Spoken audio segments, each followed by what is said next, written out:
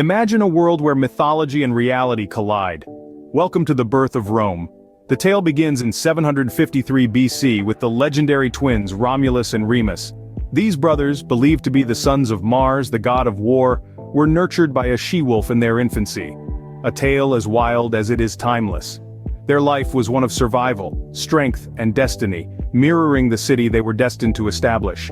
As the twins grew older, they set about the creation of a city, a place that would eventually become Rome. Yet brothers will be brothers. Differences arose, and in a fit of rage Romulus slew Remus, claiming the city as his own. From these tumultuous beginnings the Roman kingdom was born, a realm that would grow and evolve into one of the most powerful empires in history. And thus, Rome, a city of myth and man, was born. From a kingdom, Rome evolved into a republic, a political revolution that would shape the Western world. The transformation began with the overthrow of the last Roman king, Lucius Tarquinius Superbus, in 509 BC. It was an uprising fueled by dissatisfaction with the monarchy, and it led to the establishment of the Roman Republic. This revolutionary shift in power altered the structure of Roman government significantly. The monarchy was replaced by a system where the citizens of Rome were granted the right to vote for representatives.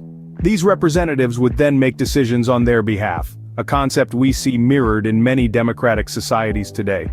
The Roman Republic was governed by the Senate and two consuls.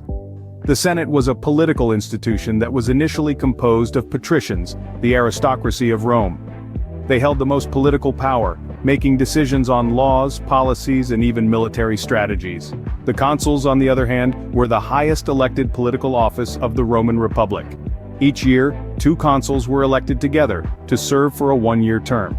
They had the power to veto each other's decisions, a system of checks and balances that was designed to prevent any individual from gaining too much power. The Roman Republic was a period of significant expansion for Rome. It extended its territories far beyond the city's original borders, conquering vast territories across the Mediterranean. From the shores of the Atlantic, through the heartlands of Europe, and into the deserts of North Africa, the influence of Rome spread far and wide.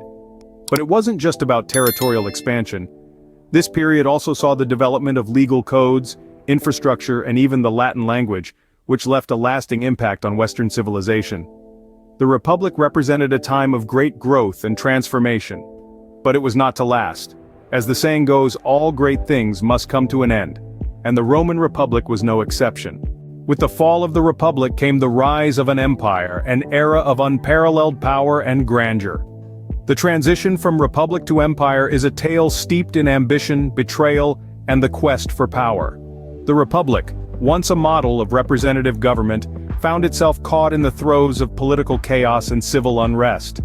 It was into this turmoil that Julius Caesar rose, a military genius and a political maverick. With his audacious reforms and populist appeal, Caesar quickly amassed power, eventually declaring himself dictator perpetuo, or dictator in perpetuity. But his rise was not without its consequences. Fearful of his growing power, a group of senators led by Brutus and Cassius plotted his downfall. The Ides of March in 44 BC marked the end of Julius Caesar, but not the end of the Caesars. Emerging from the ashes of his adoptive father's assassination, Octavian, later known as Augustus Caesar, navigated the treacherous waters of Roman politics. In a series of power plays and political maneuvers, Augustus outmaneuvered his rivals to become the first emperor of Rome. His reign marked the end of the Roman Republic and the dawn of the Roman Empire. Augustus's rule ushered in the Pax Romana, a 200-year period of relative peace and stability. Under his leadership, Rome flourished. Infrastructure improved, arts and culture thrived, and the empire expanded, reaching its greatest territorial extent. The city of marble began to take shape, and Rome truly became an empire. Augustus's reforms stabilized the empire, creating a system that would endure for centuries. His legacy was not just that of a conqueror but of a visionary who transformed Rome from a city-state into a world empire. The groundwork laid during his reign would influence the course of Western civilization for millennia to come.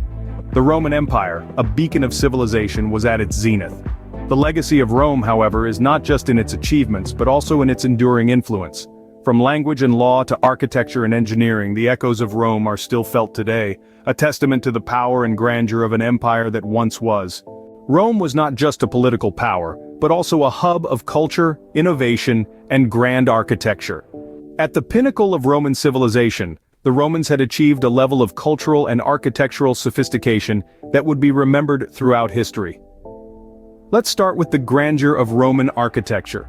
The Colosseum, for instance, was not just a magnificent spectacle, but an embodiment of Roman engineering prowess. This colossal amphitheater, capable of seating 50,000 spectators, was a tribute to Rome's love for public spectacles, from gladiatorial contests to mock sea battles. Equally impressive were the Roman aqueducts, a marvel of engineering that brought fresh, flowing water to the cities. These monumental structures, some stretching as long as 60 miles, were not just functional but aesthetically pleasing, their arches becoming a symbol of the Roman landscape.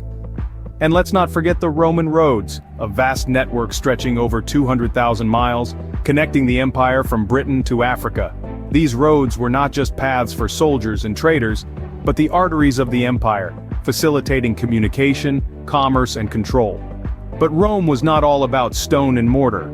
The Romans were also cultivators of mind and spirit.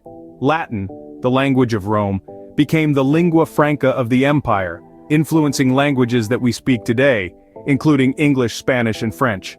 Moreover, Roman law, a complex system that evolved over centuries, laid the foundation for modern legal systems. It introduced concepts such as innocent until proven guilty and the right to a fair trial, principles that form the bedrock of justice in many societies today.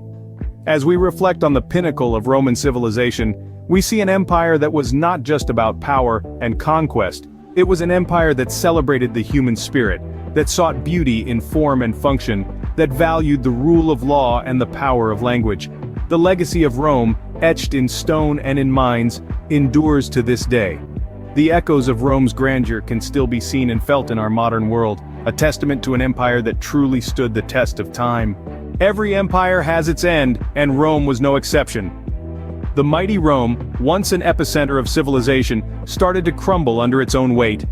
A series of unfortunate events unfolded, leading to its eventual downfall. Political corruption was one of the key factors that led to Rome's decline. The ruling class was marred by greed and a lust for power. This led to a lack of effective leadership, with emperors often being chosen based on wealth or political connections, rather than their ability to govern. Economic instability was another major blow to the empire. The vast expanse of the Roman Empire required a robust economy to maintain. However, Rome faced a constant drain on its resources due to military expenses, the maintenance of roads, public works, and the distribution of grain to the population. Over time, Rome's economy started to falter. The value of Roman currency plummeted, leading to rampant inflation. This economic downturn led to a decrease in trade, a decline in urban life, and an overall lowered standard of living. In addition to internal problems, Rome was also under constant threat from external forces. Barbarian tribes such as the Visigoths, the Vandals, and the Ostrogoths started to encroach on Roman territory. The Roman military, stretched thin and often underfunded, was unable to effectively defend the empire's borders. The sacking of Rome by the Visigoths in 410 AD was a clear indication of the empire's vulnerability. In the end, the Western Roman Empire officially fell in 476 AD when the last Roman emperor, Romulus Augustus, was deposed by the Germanic king Odoacer. This marked the end of more than 1,000 years of Roman rule and the beginning of the Dark Ages in Europe. And so, the mighty Rome fell, but its echoes still resonate in our world today. Its influence on law, language, architecture, and government continues to shape our modern society, reminding us that even in decline and fall, an empire can still leave a lasting legacy. From its mythical origins to its eventual fall, Rome's tale is one of rise and glory. Born from legend, Rome began as a small village and grew to establish the Republic, a government structure that would inspire nations for centuries to come. With the Republic, Rome flourished, expanding its influence across the known world. This marked the rise of the Roman Empire, an era of unprecedented power and glory. Rome's civilization reached its pinnacle, leaving an indelible mark on history. But as with all great empires, Rome's decline was inevitable. The fall of Rome marked the end of an era, yet its legacy lives on. Even today we see the enduring influence of Rome in our modern society, in our governments, languages, and architecture. It serves as a testament to the resilience of human civilization. Thank you for joining this journey through time, exploring the rise and glory of an empire. Rome.